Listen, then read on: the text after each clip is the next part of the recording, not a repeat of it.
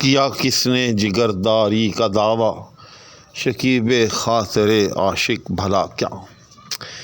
السلام علیکم ناظرین، آپ سمجھ گئے ہوں گے کہ اسی غزل کے تسلسل کے ساتھ میں آپ کی خدمت میں ایک بار پھر حاضر ہوں، جس کے کچھ اشعار آپ کی خدمت میں اس سے پہلے پیش کر چکا ہوں۔ چنانچہ بلا تاخیر ویڈیو کو شروع کرتے ہیں، لیکن اس کے ساتھ ساتھ ہمیشہ کی طرح آپ سے التماس ہے، اگر کوئی صاحب چینل پر نئے ہوں تو براہ مہربانی سبسکرائب بھی کر دیں، ساتھ موجود بیل آئیکن کو بھی پریس کر دیں، شکریہ۔ تو اس کے بعد اگلا شعر ہے، جیسے میں نے ابھی پڑھا، شکیب خاطر عاشق بھلا کیا کس نے جگرداری کا دعویٰ۔ تو آئیں پہلے اس کے مشکل الفاظ دیکھ لیں۔ جگر داری یاد رکھیے گا، یہ فارسی مصدر داشتن، یہ اس سے ہے، داشتن رکھنا، جس سے ایک لفظ داشتہ بھی ہماری اردو میں موجود ہے۔ تو غالب کہتا ہے کہ کیا کس نے جگرداری کا دعویٰ۔ جگرداری یعنی جگر رکھنا، یعنی میرے پاس بڑا دل گردہ ہے، میرے پاس ایک بڑا جگر ہے جو تمہارے تمام تر الم، ستم، ظلم، تشدد، ہجر وغیرہ جو ہے وہ برداشت کر سکتا ہے۔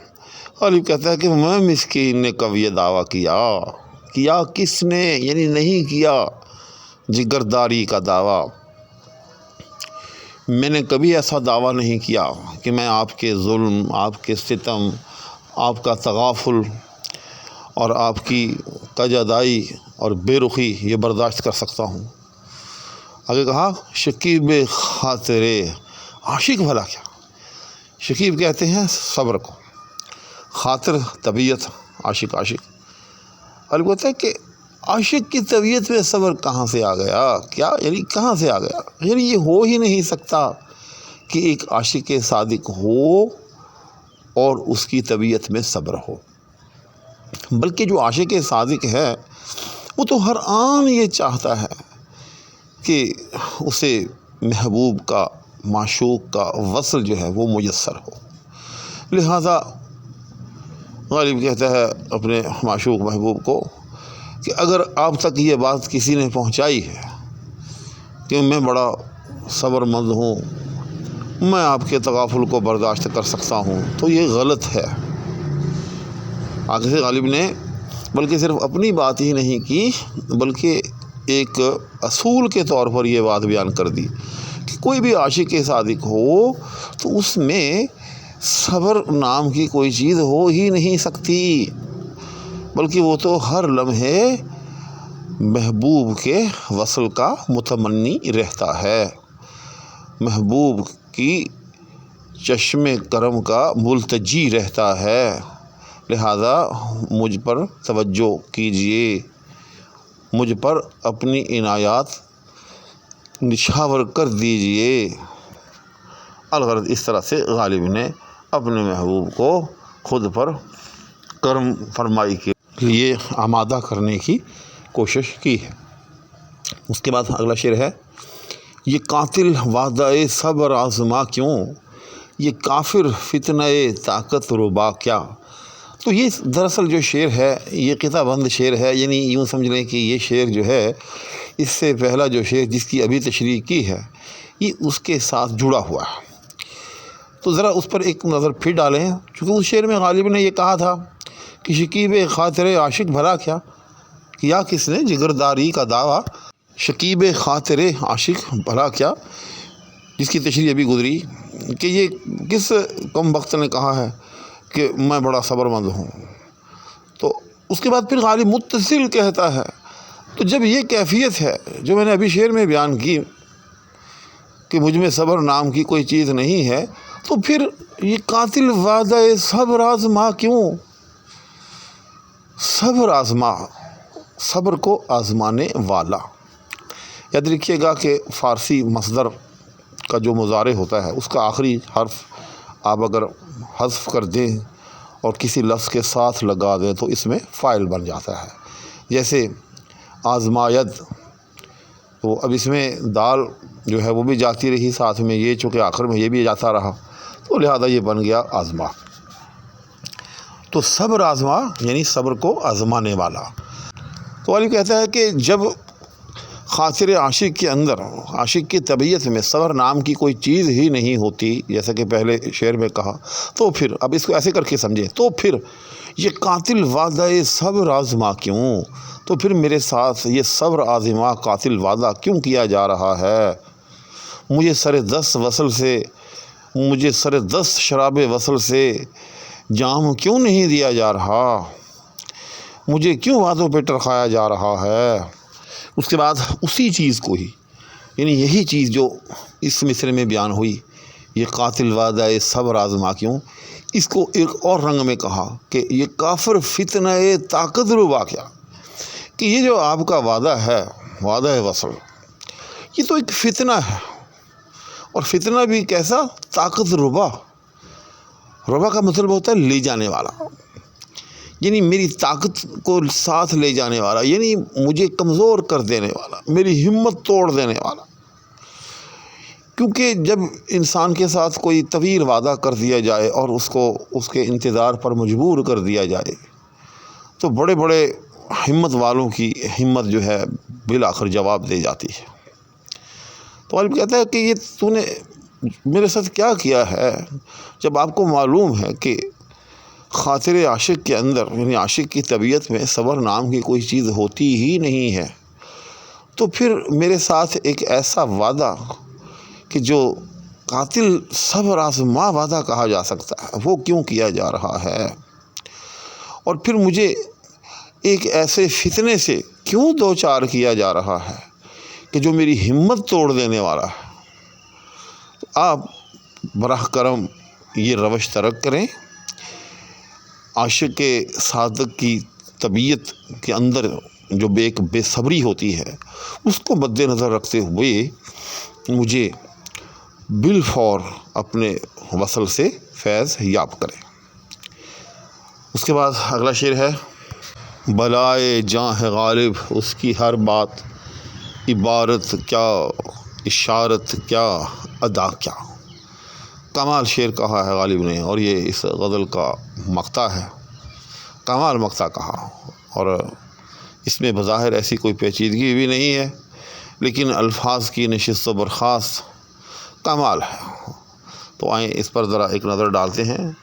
غالب کہتا ہے کہ بلائے جاں ہے غالب اس کی ہر بات، کہ غالب اپنے آپ کو مخاطب کر کے کہتا ہے کہ اس کی ہر بات جو ہے وہ بلائے جاں ہے۔ اچھا، یہاں ایک اور بات عرض کرنا چاہوں گا، ایک علمی بات ہے کہ بلا جو ہے ہمارے ہاں اردو میں عام طور پر کسی بڑی مصیبت کے لیے مستعمل ہوتی ہے۔ تو یاد رکھیے گا کہ یہ بیسیکلی عربی لفظ ہے، اور اس کا مطلب ہوتا ہے آزمائش، کیونکہ آپ نے ایک لفظ اور بالعموم مستعمل دیکھا ہوگا، مبتلا ہونا، کہ وہ فلاں مرض میں مبتلا ہے۔ تو یہ مبتلا جو ہے یہ اسی بلا سے نکلا ہے، یاد رکھیے گا۔ اس کا معنی بھی یہی ہوتا ہے کہ فلاں صاحب فلاں مرض میں مبتلا ہیں، یعنی فلاں صاحب کو فلاں مرض کی آزمائش کا سامنا کرنا پڑ رہا ہے۔ تو آزمائش برائے جاں غالب اس کی ہر بات، یعنی میرے محبوب کی ہر بات جو ہے وہ اب میرے لیے ایک آزمائش بن گئی ہے، میرے جان کے لیے آزمائش بن گئی ہے۔ کیوں؟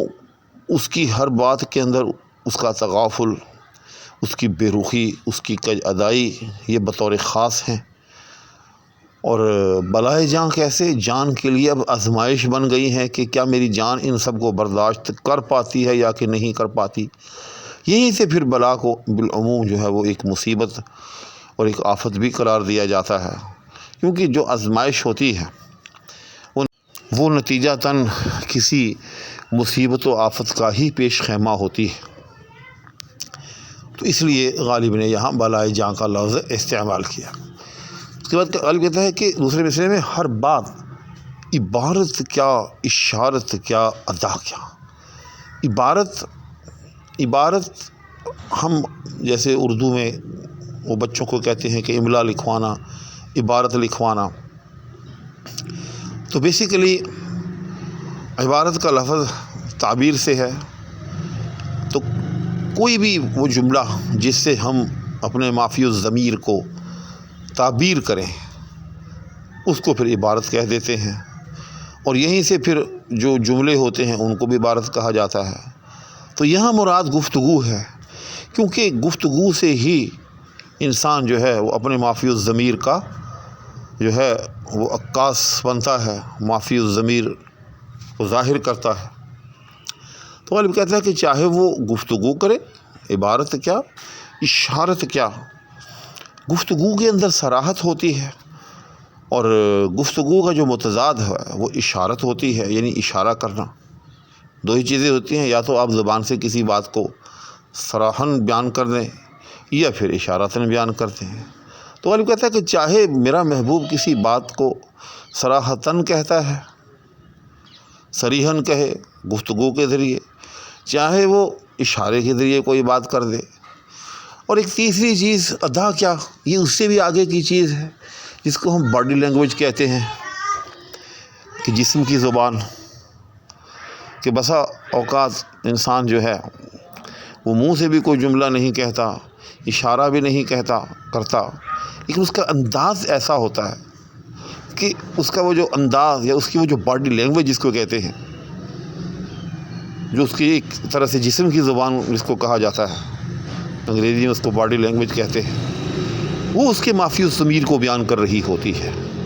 تو غالب نے دیکھی کہ کس کمال طریقے کے ساتھ ان تینوں چیزوں کو جو ہے وہ ایک مصرے میں جو ہے وہ بند کیا، چونکہ تین ہی ذریعے ایسے ہو سکتے ہیں کہ جن کے ذریعے آپ اپنا معافی الضمیر بیان کریں، کہ چاہے گفتگو کے ذریعے کریں یا پھر اشاروں کے ذریعے کریں یا پھر باڈی لینگویج کے ذریعے، جس کو ادا کہا گیا۔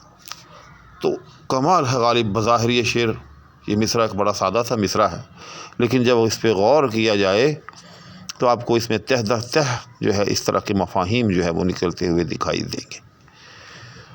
تو غالب کہتا ہے کہ میرا محبوب چاہے کسی بھی انداز میں کوئی بات کرے، اس کی کوئی بھی ادا ہو، اس کا کوئی بھی رنگ ہو، بلائے جاں ہے، جان کے لیے آفت ہے،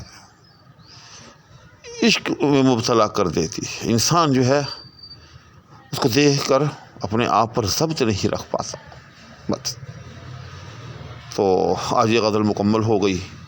امید ہے کہ جن احباب نے اس غزل پر مشتمل، یعنی اس کے اشعار پر مشتمل تمام ویڈیوز کو دیکھا ہے تو بہت سارے علمی مغالطے یا علم کی نئی نئی جہتیں جو ہیں ان پر واقع ہوئی ہوں گی۔